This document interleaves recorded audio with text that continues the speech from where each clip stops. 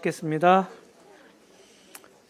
자, 이번 시간에는 이제 우리 그리스도의 사역 중에서 이제 죽으심 지난 시간에 봤죠? 이제 부활부터 보겠습니다. 부활. 여기 부활의 새 아침이라고 하는 시는 제가 이제 마가복음 16장을 큐티하고 나서 이제 적은 시입니다.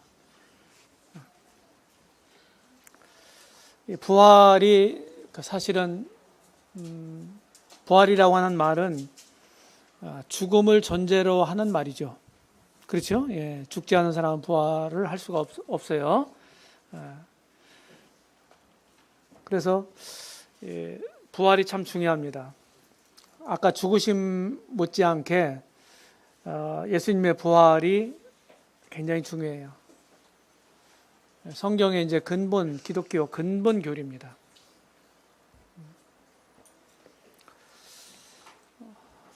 고린도전서가 쓰여지던 당시에도 부활이 없다고 하는 사람들이 있었어요. 부활이 없다고 하는 사람들. 또 디모데 후서를 보게 되면 부활이 지나갔다고 하는 사람도 있고. 그러니까 이 부활에 대해서 이제 논란이 초대교회 때부터 있었는데, 부활이 없다고 하는 사람들을 이제 염두에 두면서 바울이 그리스도께서 다시 살아나셨지 않느냐.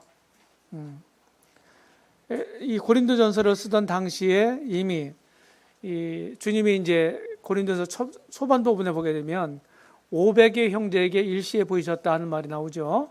그러니까 적어도 부활하신 우리 주님을 목격한 사람들이 500명 이상이다. 이렇게 말할 수 있고, 그 고린도전서를 쓸 때 당시에 그 중에 태반이나 살아있고, 그러니까 거의 뭐 절반 정도가 살아있다는 거예요. 예수님 부활을 목격한 사람들 중에서. 그리고 거짓으로 예수님이 부활했다고 얘기할 수는 없잖아요, 바울이. 그렇죠? 이제 그런 걸 들어서 강력하게 그리스도께서 부활하셨거늘 어찌 부활이 없다 하느냐, 죽은 자의 부활이 없다 하느냐, 이런 식으로 이제 변증을 하는 것입니다. 그래서 부활장이라고 일컫는 고린도서 15장을 잘 읽어보시면 굉장히 긴 장이죠. 58절까지 있는. 잘 읽어보시면 이제 확실하게 각인이 될 수가 있어요. 부활에 대해서. 근본 교리다, 기독교에. 그 다음에 이제 두 번째는 아까도 말한 것처럼 그리스도의 죽으심과 더불어서 복음의 핵심입니다. 복음이라는 게 뭐예요, 도대체? 복음이라는 게. 넓은 의미로 말씀을 드리게 되면요, 복음이라고 하는 말은 로마서 1장에 보면은 하나님의 아들 예수 그리스도에 대한 소식이에요. 이 부활은. 그럼 예수님에 대한 소식이 뭐냐? 예수님이 어떤 분이냐? 그러니까 다 얘기해야 되는 거예요. 예수님 신성, 예수님의, 그러니까 하나님 되심, 예수님의 사람 되심, 예수님의 무죄하심, 뭐 예수님의 또 이 죽으심, 부활하심, 승천하심, 그리고 승귀하심, 다시 재림하심, 통치하심, 이 전반적으로 다 기독론 전체가 다 사실은 예수 그리스도에 관한 소식이잖아요. 그러니까 이게 이렇게 넓은 의미로 복음이라고 할 수 있는데, 복음의 핵심이라고 얘기하는 뭐냐? 핵심이라고 하는 건 예수님의 죽으심과 부활이다. 왜 이렇게 얘기할 수 있냐면은 신약성경이 그렇게 말하고 있어요. 신약성경이. 특별히 이제 고린도전서 15장 1절부터 4절까지 보면 바울이 그런 얘기를 합니다. 내가 받은 것을 먼저 너에게 전했다. 이것을 믿게 되면 너희가 받은 바요 그 가운데 선 것이다. 이것을 너희들이 믿으면 그것으로 말미암아 구원을 얻으리라.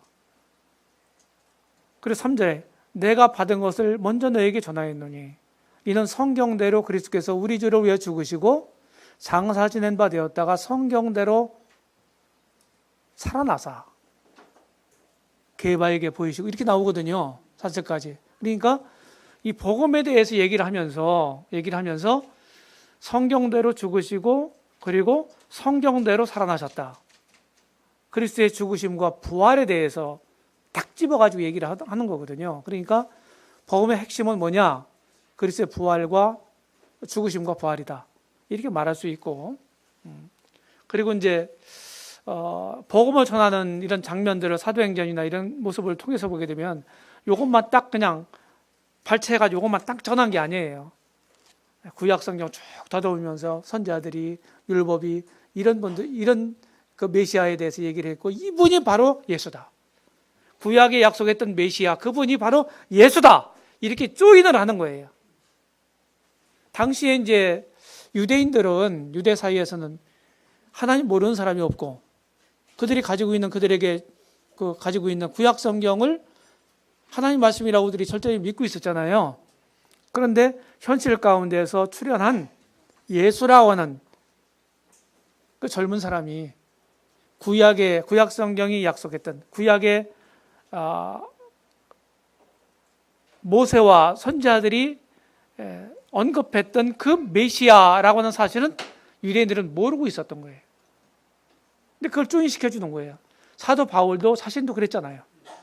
그걸 몰라서 비방한 거 아니에요. 그런데 그 사실을 알았을 때 뭐 다른 거 설명할 필요가 없는 거예요. 우리처럼 막 하나님이 계신다, 뭐 성경이 하나님 말씀이다, 그런 거 증명할 필요가 없는 거예요. 유대인들한테는. 그렇죠? 네. 이 복음의 핵심이에요. 죽으신 부활. 그 다음에 참된 이적의 증거다. 유대인들은 표적을 구하고 헬라인들은 지혜를 구하지만 우리는 십자가에 못 박힌 그리스도를 전한다. 바울이 이제 그런 표현을 썼는데, 자꾸 표적을 보여달라고 하는, 얼마나 많은 표적을 보이셨어요, 우리 주님이. 많은 난치병자들, 불구자들도 고치시고, 귀신도 쫓아내시고, 병도 고치시고, 죽은 자도 살리시고, 얼마나 많은 이적들을 베푸셨냐고요. 바로 그거 자체가 뭡니까? 바로 나는 구약에 약속된 메시아다. 이 사실을 증거하는 거였거든요. 그런데도 유대인들이 잘 믿지 않으니까 나는 너희들이 보여줄 표적은 요나의 표적밖에 없다. 그러셨잖아요. 요나의 표적밖에 없다. 우리 구약의 요나서를 통해서 요나의 표적이, 요나가 어떻게 그의 삶을 우리가 알잖아요. 그렇죠? 하나님 부르셨는데 저가 니느웨에 가서 내가 내게 말할 그런 거 가서 전해라 그러니까 요나는 싫은 거예요. 요나는 굉장히 뭐라고 할까? 강한 그 국수주의자였어요. 유대 이스라엘 국수주의자. 그래서 이방인들은 진짜 상하를 개드리고, 저 사람도 안 같은 사람들에게 뭐 내가 가서 왜 수구로 해야 돼? 내가 왜 전해야 돼? 저 사람들을. 멸망당할 죄인들인데. 이렇게 강하게 생각했던 사람은 아니었나, 그런 생각이 들고, 그래서 니느웨 반대편 타시스 도망가잖아요.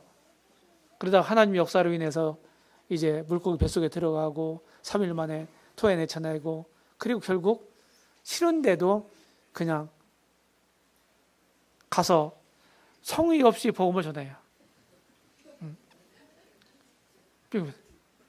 회개하라. 회개해. 안 하면 멸망해. 이딴 식으로 복음을 전했는데도 다 회개하잖아요. 그 요나의 표적, 요나의 표적은 예수님의 그 모형이 되잖아요. 그렇죠? 예, 요나는 예수님 죽으심과 장사되심과 부활에 대한 모형이거든요. 그러니까 예수님이 부활했다고 하는 건 뭡니까? 죽은 사람이 살아났다는 것보다 더 큰 이적이 있나요? 그거 없잖아요. 그리고 부활의 첫 열매라고 그러잖아요. 그렇죠? 예수님이. 진정한 의미에서 우리가 얘기하는 부활, 썩지 않을 몸으로 부활하는, 그거는 첫 번째 분이 누구냐? 예수 그리스도예요. 이 중요하다는 것이죠. 그리스도의 부활에 대해서. 그래서 예수님이 첫 단추를 딱 끼셨어요. 그러니까 그분에게 속한 사람들은 그리스도 강림하실 때에 부활하는 거예요. 주님 재림하실 때. 그게 우리지 않습니까? 그렇죠? 저 여러분들이죠. 자, 그리스도 부활의 성질을 보게 되면 사실적이다. 이 사실적이란 말은 진짜 부활했다는 거예요. 그냥 까무러쳤다가 깨난 게 아니고. 이해되시죠? 무슨 얘기인지? 자, 우리 가운데도 가끔씩 이 숨이 끊어졌다가 이렇게 뭐 요새는 뭐 심폐소생술 같은 것도 해가지고 이제 심장이 멈췄던 사람도 살려내고 이제 이런 시대인데, 전에도 숨이 끊어져 숨을 안 쉬었어. 죽은 줄 알았어. 그랬더니 조금 있다 휴 하고서 이제 깨나는 사람들이 혹간 있었잖아요. 그런 얘기 들어보셨죠? 네. 실제로 이제 숨을 안 쉬었다가 이제 나중에 숨을 쉬게 됐는데, 이제 그런 사람들을 우리가 이제 그런 사람들을 부활이라고 얘기하는 건 아니에요, 지금요. 그 사람들은 또 죽었잖아요. 근데 진짜 부활한 사람은 죽을 수가 없어요. 근데 그런 부활을 얘기하는 거예요, 지금 여기서. 진짜 죽었다가 살아났다 하는 거예요, 예수님은. 썩지 않는 몸으로. 여기 이제 영생적이란 말이 그런 말인데.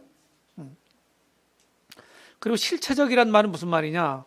예수님이 지상 생애 동안에 가지고 있었던 그 몸 있잖아요. 그 진짜 그 몸으로 부활했다는 거예요. 그 몸으로 상처 자국 가지고 계신 그대로. 그게 이제 실체적이라는 의미입니다. 주님이 이제 부활하신 다음에 부활에 대해 계속 얘기를 했는데 저희들이 안 믿었잖아요. 찾아가니까 마치 유령인 것처럼 생각해서 막 무서워했잖아요. 야, 영은 뼈와 살이 없다. 나는 있잖아. 봐. 내가 니들 선생이야. 엊그제까지 같이 있었던 주님이 그러시잖아요. 그러면서 다 보여주세요. 그렇게 의심 많은 도마에게도 실제로 십자가에 못 박혔던 그 몸으로 살아나셨잖아요. 그러니까 그 상처를 다 보여주면서 믿음이 없는 자가 되면 믿는 자가 되라, 이렇게 말씀하시지 않습니까? 그 몸이라는 얘기예요. 실체적이라는 말, 그런 말이고. 그리고 이제 우리가 부활할 몸, 우리 주님이 부활한 몸, 그 몸은 다시 죽을 수도 없고 썩을 수도 없고 병들 수도 없어요. 완전한 몸으로, 즉 영원한 하늘나라에 아주 적합한 몸으로 부활되는 거예요.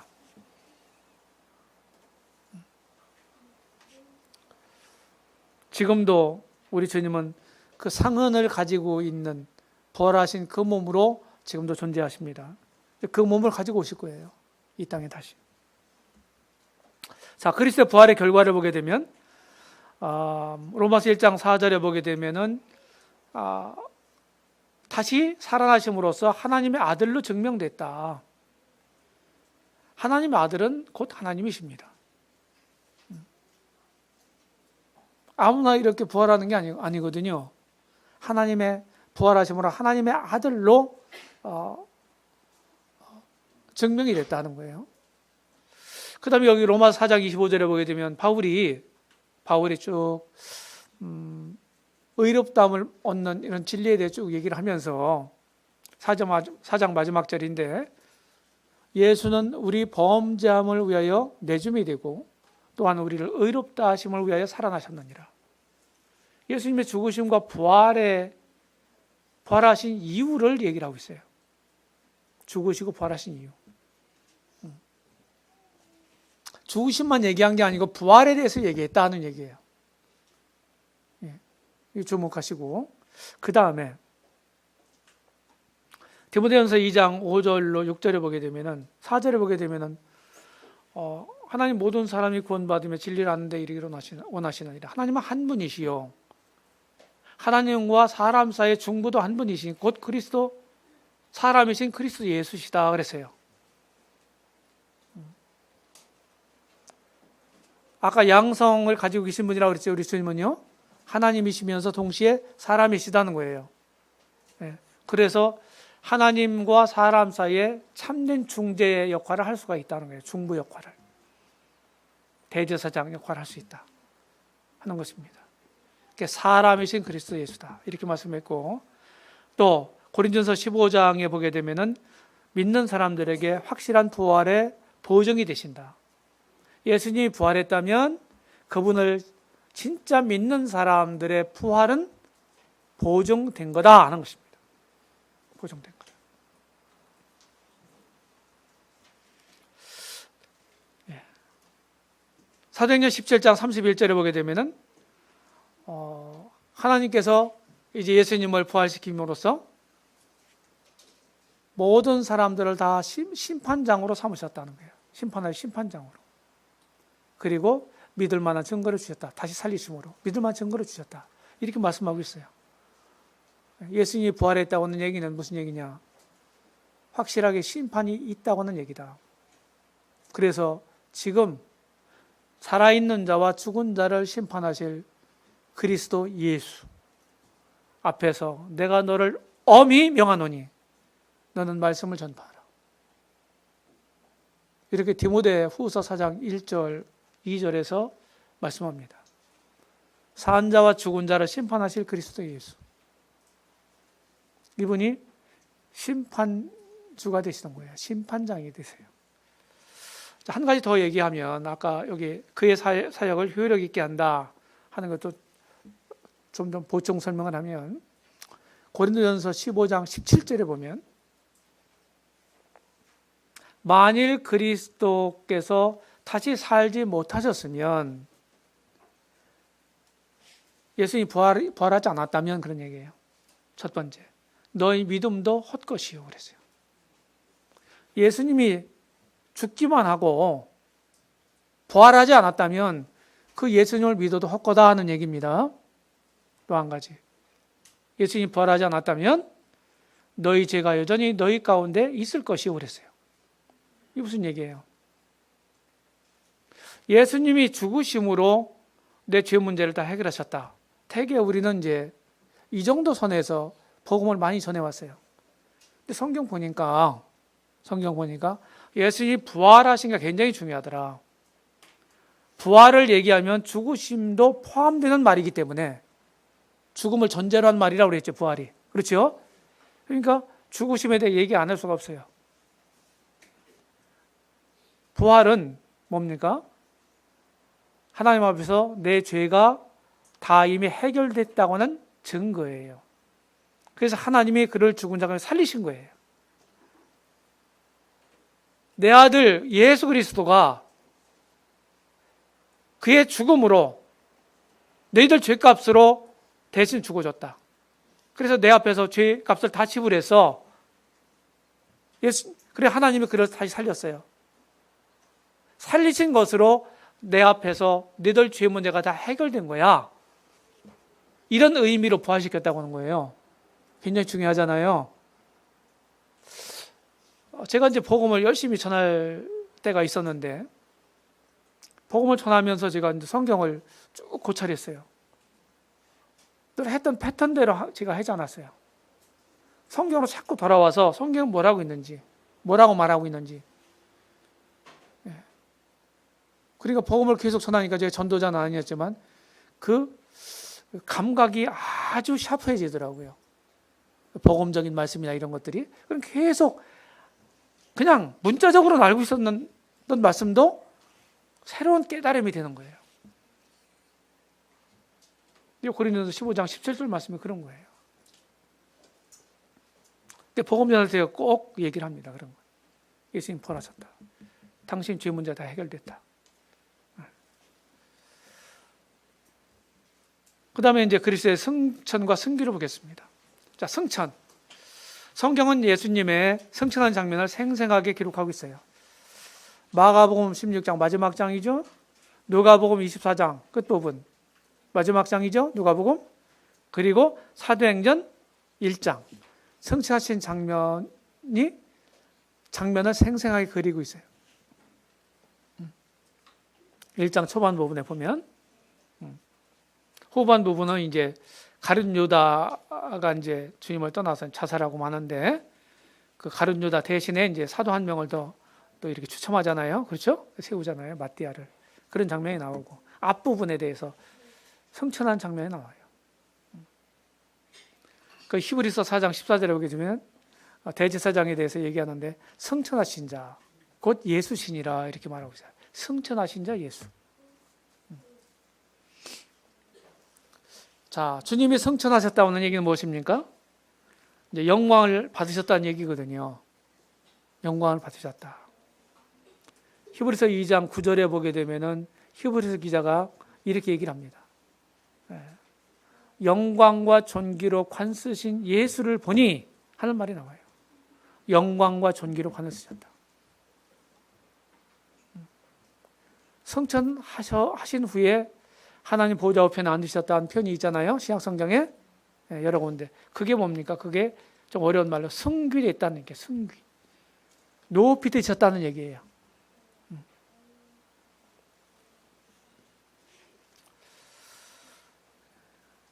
빌립보서 2장에서 이제 4절서부터 보면 너희는 너희 마음에 이 마음을 품으라 곧 그리스도 예수의 마음이니 하면서 이제 예수님의 그 좀 어려운 말로 비하를 얘기하잖아요. 낮아진.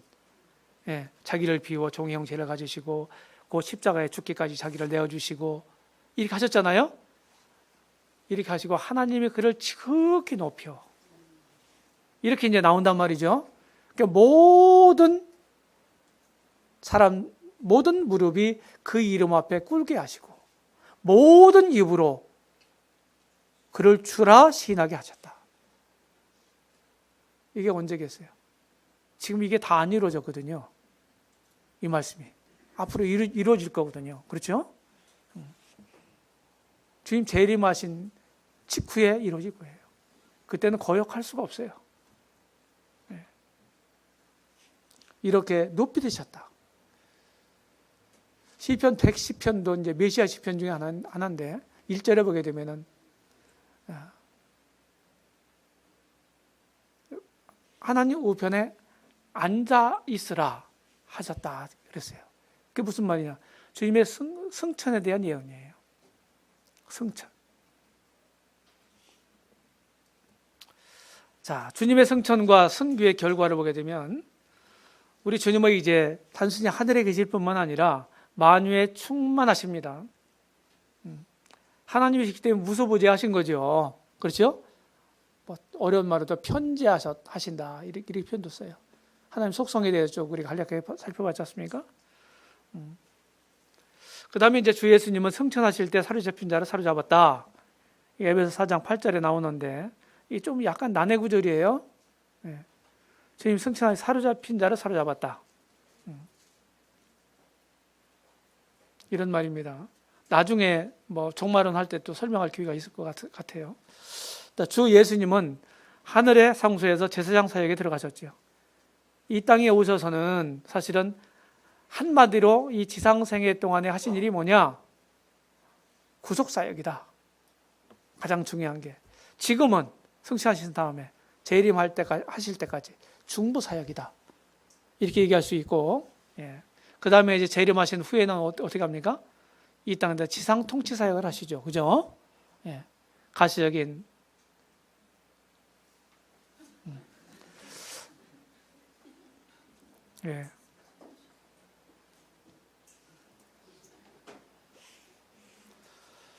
가시적인 왕국을 세우시고 이제 그렇게 하십니다. 그 다음에 이제 에베소 4장에 보게 되면은 주님이 이제 자기 백성들, 자기 사람들에게 영적 은사를 주셨다. 우리가 영적 은사를 얘기할 때 대개 뭐 성령의 은사다 이렇게 표현도 하는데 그 말이 뭐 틀린 말은 아니에요. 틀린 말 아닌데 고린도전서 12장 11절에 보게 되면은 성령께서 그 뜻대로 각 사람에게 나눠주신다고 말씀하고 있거든요. 이게 성령의 은사라고 해도 틀린 말은 아닌데 제가 성경을 쭉 고찰해 보니까 삼위일체 하나님이 다 은사를 주세요. 삼위일체 하나님이. 그리고 주님이 자기 백성에게 성령님을 보내십니다. 주님이 승천하셔야만 성령님이 이 땅에 오실 수가 있어요. 내가 가야만 또 다른 보혜사를 너희들에게 보내줄 수 있다. 이렇게 말씀하셨습니다. 승귀하신 그리스도와 신자와의 관계. 여기 이제 제가 5가지로 요약을 했는데 첫 번째, 믿는 사람의 우리들의 중보자가 되신다는 거예요. 하나님과 우리 사이의 중보자가 되신다. 캐톨릭 같은 데에서는 뭐 이제 사제들이 그 중보자가 된다고 얘기했는데 사람 중보자는 없습니다. 지금 하나님이시면서 사람이신 그리스도만 우리의 유일한 중보자라고 성경은 명백하게 말씀하고 있어요. 아까 얘기했죠? 디모데전서 2장 5절. 이런 명백한 구절이 있음에도 불구하고 인간 중보자들을 얘기해요. 죽은 사람들도, 성인들도 중보자가 되고, 천사도 중보자가 될 수 있고, 마리아도 될 수 있고, 이게 캐톨릭 가르침이에요. 신약성경에 반하는 가르침이죠. 그 다음에 신자의, 믿는 사람의 대제사장이시다 하는 거예요. 대제사장. 과거 이제 구약 성경에서 구약 시대 때 이제 제사장이 대신 백성들의 제사를 드려줬잖아요. 그렇죠? 그러면서 죄 지었을 때 그 대제사장이나 제사장이 제사를 지냄으로써 백성들이 죄가 용서를 받고 이렇게 했는데 지금도 우리 주님이 그런 역할을 하고 계신다는 거예요. 지금도.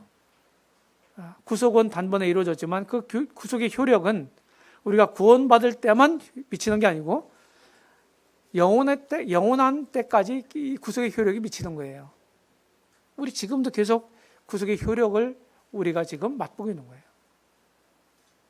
우리가 믿은 다음에도 잘못을 하잖아요. 죄를 범하죠? 그렇죠? 그러면은 그 죄는 죄의 형벌은 면제가 됐어요. 믿은 사람들은. 죄의 형벌은. 다시 말해 지옥 문제는 해결됐다 하는 거예요. 그럼에도 불구하고 여전히 죄가 우리 믿는 사람들의 삶 속에 남아있을 때 하나님과의 영적 소통의 문제가 생기고 그렇죠? 그 문제가 이제 해결돼야 되잖아요. 어떻게 해결되나요?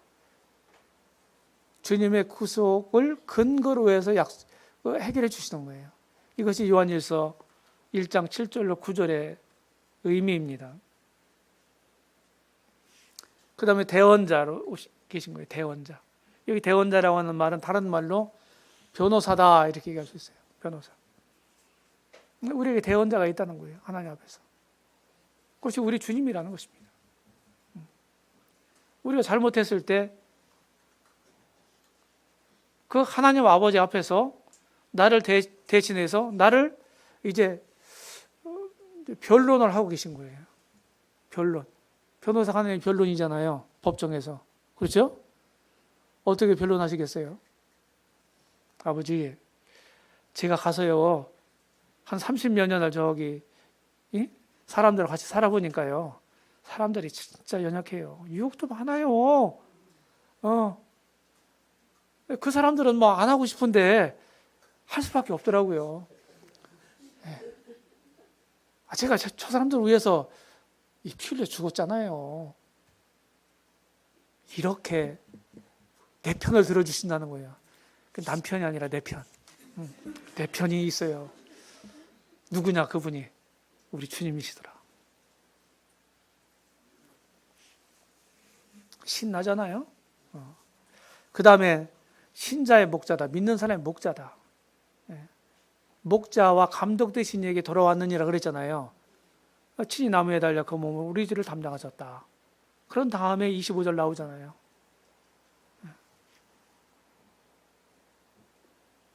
우리의 영혼의 목자와 감독 되신 이에게 돌아왔다. 우리 영혼의 목자가 되세요. 목자는 양을 위해서 존재합니다. 그분의 양이에요. 그러니까 우리의 참된 목자가 되시는, 물론 이 세상에 이제 뭐 장로들이 이제 목자 일을 하잖아요. 전 목자가 신약성경에 나타나는 목자가 세 가지가 있다고 봐요. 세 가지 종류의 목자가 있다. 첫 번째, 직임적 목자가 있다. 직임적. 그게 이제 장로예요. 장로가 목회 일을 하잖아요. 목양하는 일을 하잖아요. 직임을 갖고죠. 두 번째는 은사장 목자입니다. 장로가 아니라도 돌보는 은사를 가지고 있는 사람들이 있죠. 그렇죠? 저는 이 일을 가리켜서 은사장 목자라고 그러는 거예요. 또 한 가지가 있는데 히브리서 10장 24절에 의하면 서로 돌아보아 사랑과 선행을 격려하며 하는 말씀 있잖아요. 서로 돌아보라는 거예요. 돌보는 게 뭐예요? 목양한다는 뜻이거든요. 돌본다는 말이. 그런 뜻이에요. 그러니까 이것을 저는 이제 상호적 목자 이렇게 붙였어요, 이름을. 직임적 목자, 은사적 목자, 상호적 목자. 제가 이제 은사 테스트도 해보거든요. 뭐 나중에 할 기회가 있으려나 모르겠어요. 여기 세미나에서 시간이 부족하기 때문에. 은사 테스트를 하려면 꼬박 1시간 걸리는데 그 해보니까 가장 많이 나오는 은사가 돌아보는 은사예요. 돌보는 은사. 그리고 긍휼의 은사. 왜 많이 주시겠어요? 많이 필요하니까 주시는 거예요. 많이 필요하니까. 그만큼. 그래서 우리 모두는요, 내가 목양을 받을 수도 있고 내가 목양을 할 수도 있는 거예요. 무슨 얘기인지 아시죠? 우리가 상담학을 공부할 때도 내가 항상 내담자, 피상담자만 되는 게 아니에요. 내가 상담하는 역할을 할 때가 있어요. 우리 성도들은요. 그 다음에 이제 감독자. 감독은 이제 살피는 분이잖아요. 그렇죠? 예. 항상 나는 이런 감독자가 지금 눈을 시퍼렇게 뜨고 나를 살펴보고 있다고 생각해야 돼요. 그렇죠? 네, 주님이 나를 감독하고 계시는 거예요. 그러니까 이런 주님을 내가 의식하면서 살아간다고 하는 것은 우리가 함부로 살지 않는다는 뜻이 되는 거예요. 주님을 의식하는 사람은 함부로 안 살겠죠. 그렇지 않겠어요? 네.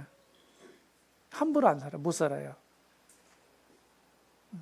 늘 주님을 의식하면서 여기에도 주님이 계신다. 저기에도 계신다. 어디에나 계신다. 하는 생각 속에서 주님이 아무도 없는 데서도 주님이 다 보고 계신다. 이런 의식을 가지고 있을 때 어떻게 되겠어요? 나를 살펴보고 계신다. 내 마음도 아신다. 생각도 아시고. 그럴 때 우리가 훨씬 더 나 자신을 성결한 삶으로 살아갈 수 있지 않겠어요? 주님이 이런 역할을 하고 계신다는 것이죠. 자, 주님의 직무를 보겠습니다. 그리스도의 세 가지를 말씀을 드리려고 하는데 첫 번째는 선지자의 직무입니다. 선지자의 직무. 야, 주님은요, 요한복음 1장에 보게 되면은 1장이나 요한일서 1장에 보게 되면 첫 부분에 보면 이제 말씀이란 말이 나오잖아요. 로고스란 말이 나오죠. 이거는 태초에 계셨어요. 영원한 때부터 계셨던 거예요. 네. 로고스로서 존재해 계셨단 말이죠. 근데 이분이 말씀이 육신이 돼요. 요한복음 1장 14절에 보면 말씀이 육신이 우리 가운데 거하심에 그랬잖아요. 이 말씀이 우리 가운데 오신 거예요. 구약 시대 때도 계속해서 말씀했던 분이 누구예요? 하나님이시잖아요. 하나님이 곧 누구예요? 구약 성경에 이제 확실하게 안 나타나 있는데 사람이 눈으로 하나님 볼 수가 없잖아요. 사람이. 근데 사람이 볼 수 있는 형체, 사람의 형체를 가지고 종종 나타나셨어요. 여호와의 사자라는 이름으로. 그분이 누구냐? 성육신 이전의 예수님의 그리스도예요. 성육신 이전의 그리스도. 여호와의 사자라고 하는 말이 두 가지 의미로 사용되어 있어요. 잘 봐요. 문맥을 통해서. 이게 성육신 이전의 그리스도를 나타내는 말일 수도 있고 또는 천사를 나타내는 말일 수도 있어요. 천사.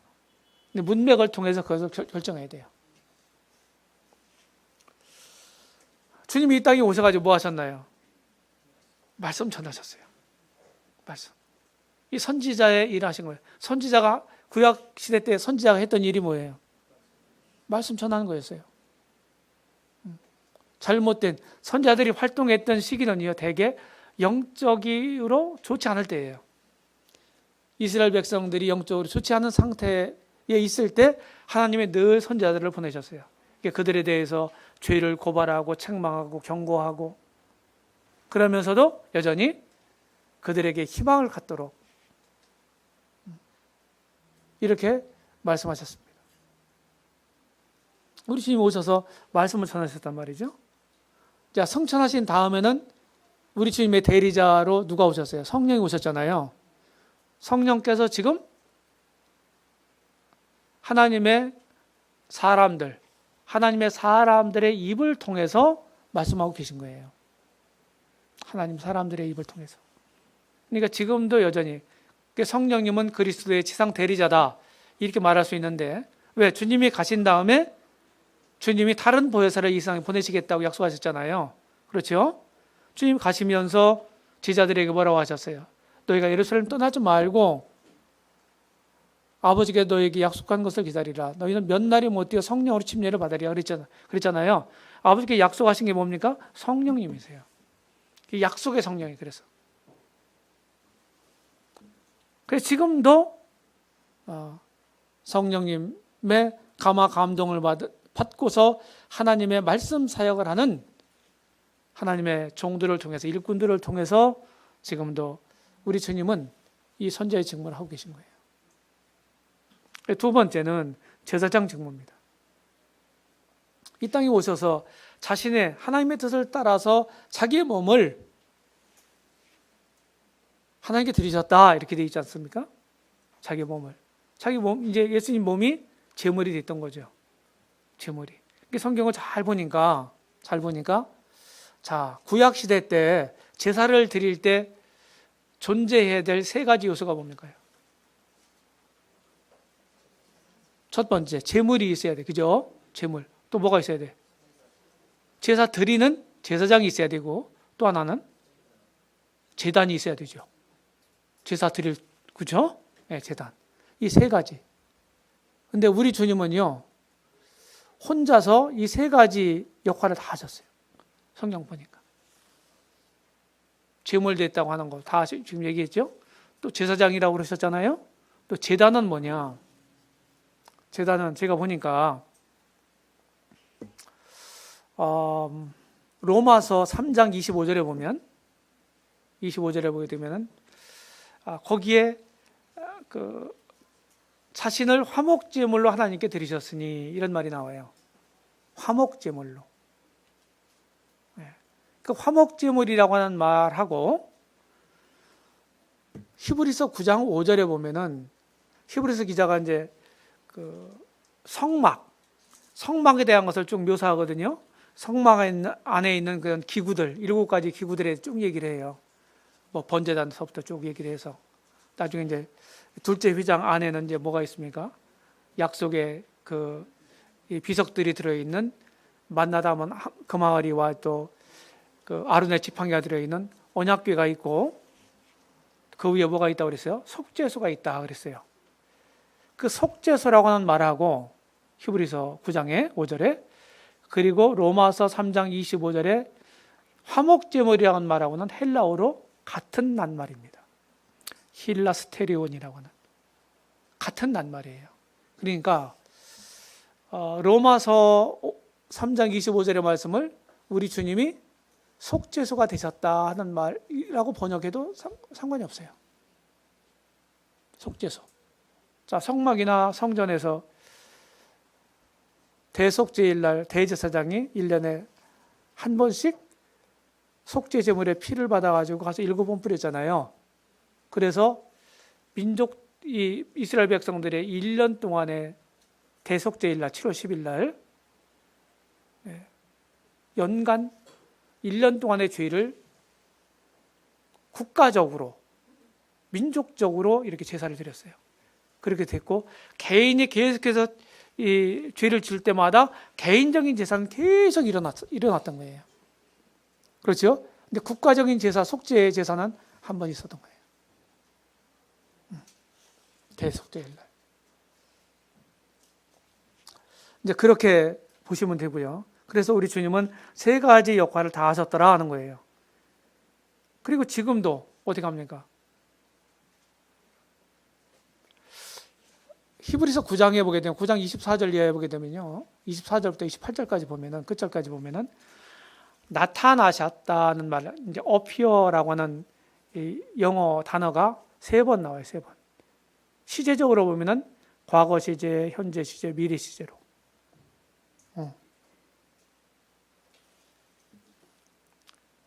나타나셨느니라.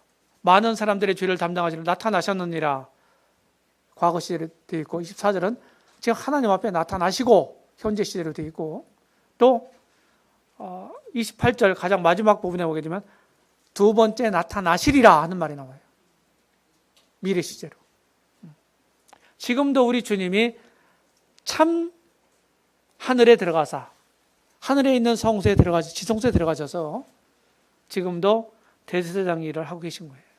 우리를, 나를 위해서. 나를 위해서. 그러니까 제사장 직무를 하고 계신다. 그 다음에 이제 왕의 직무를 하십니다. 왕의 직무.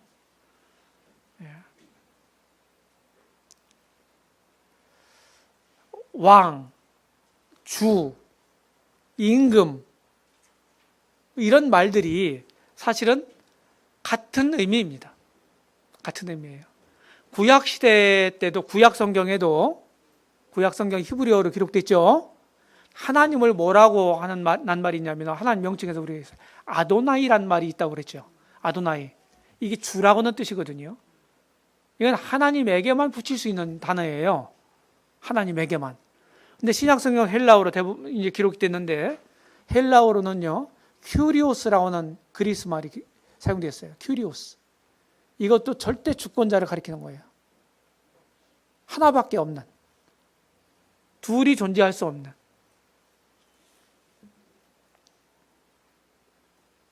우리 주님에게 이 단어가 적용됐어요. 근데 로마 황제들이요, 자신을 뭐라고 하라고 한 줄 아세요? 가이사들이? 로마 황제들을 가이사라고 부르잖아요. 칭호가. 그 이제 우리나라 조선시대 때 뭐 폐하 전하 했단 말이에요. 예. 뭐 몽골 이 대빵을 칸이라고 부릅니다. 예. 저 이집트 옛날 거기 그 왕들을 바로라고 부른 거예요. 바로. 그것이 왕의 직함이었어요.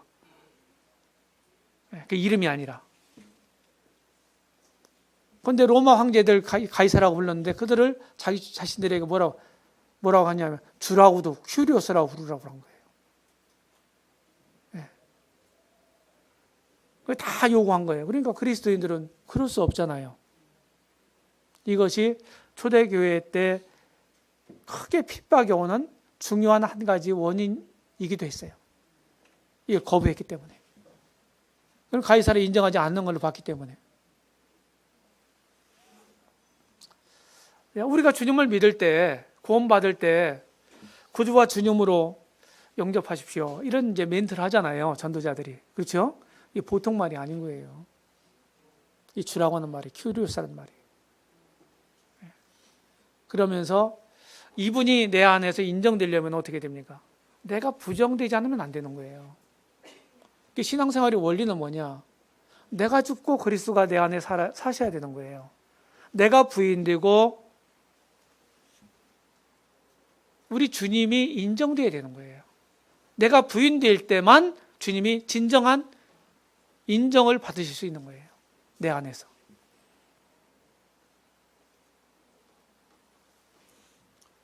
그래서 우리가 복음 전할 때 늘 이제 그랬습니다. 뭐 죄사함에 대한 것만 초점 맞춰서 그런 쪽에 포커스 맞춰 쭉 복음을 많이 전해 왔는데 저는 그렇게 하지 않았습니다. 원래요. 원래 우리 신약 성경에 의하면 우리 주님이 우주 만물을 만드신 하나님이라고 되어 있죠. 그렇죠? 성경 명백하게 되어 있어요. 요한복음 1장, 골로새서 1장, 히브리서 1장. 명백하게 나와 있습니다. 뭐 설명 필요 없어요. 그러면 나를 만드신 분이면 내 주인은 누구예요? 예수님하고 나의 관계는 어떤 관계예요? 이 창조의 관계에서 볼 때 주인이죠. 만들어진 건 만든 분의 것이죠. 맞잖아요? 그런데 우리가 타락 가운데서 하나님의 권위를 인정하지 않고 우리 주님을 주님으로 내가 대접하지 않았단 말이죠. 그렇죠? 그런데 구속이라고 하는 방법을 통해서 우리 주님이 나로부터 인정받지 못했던 그 주권을 찾으시는 거예요. 회복되는 거예요. 내 안에서. 여전한 주권자로 계시지만 그분은 내가 인정하지 않았을 뿐이죠. 근데 내 안에서 내가 회심할 때, 구원받을 때, 그때 진짜 주님으로 인정을 하게 되고 내가 삶을 살아가면서 점점점 그 주권이 확립돼 가는 거 아니에요? 그렇죠? 그러니까 내가 인정하지 않든 인정하든 상관없이 그분은 여전히 주권자인 거예요. 그래서 보고만 해서 회복이 되어야 되는 거예요. 예수님의 주권이.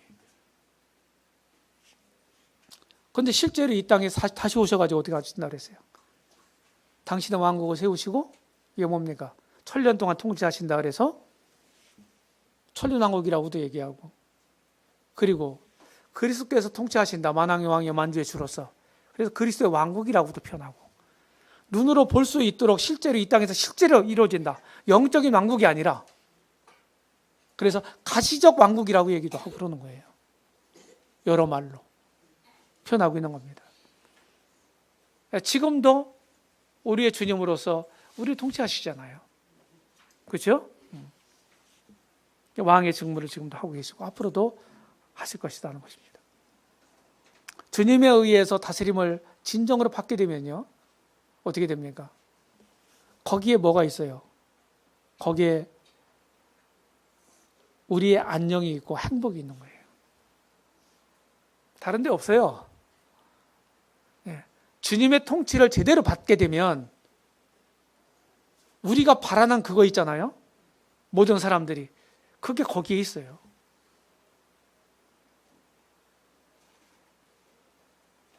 그래서 자꾸 내 생각을 갖다 보태지 말고 주님의 뜻이 무언지를 생각을 하고 그 뜻에 내가 순종하게 되면 나는 훨씬 더 편안해지고 훨씬 더 행복해진다는 거예요. 다른 데 없어요. 제가 지난 강의 때도 그런 얘기 한 것 같은데, 우리가 욕심을 버리게 되면, 욕심을 버리면 훨씬 더 편안해진다 말씀드렸어요. 욕심 때문에 어렵거든요.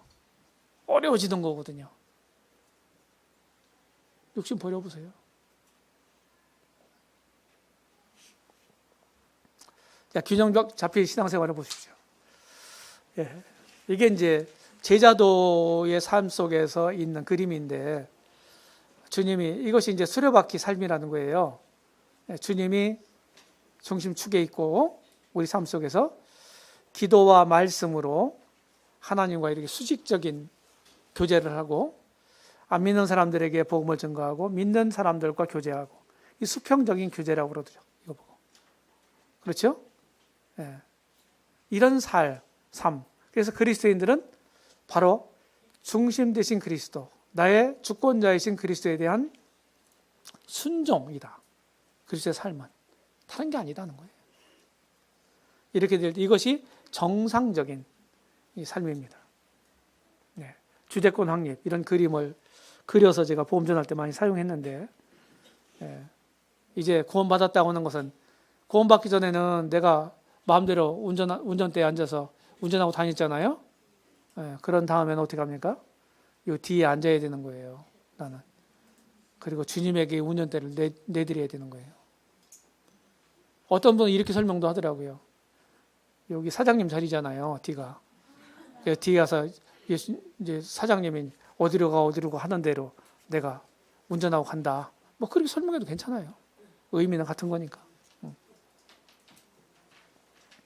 그래서 그리스도께서 죽었다가 다시 살으셨으니 곧 죽은 자와 산 자의 주가 되려 하심이니라.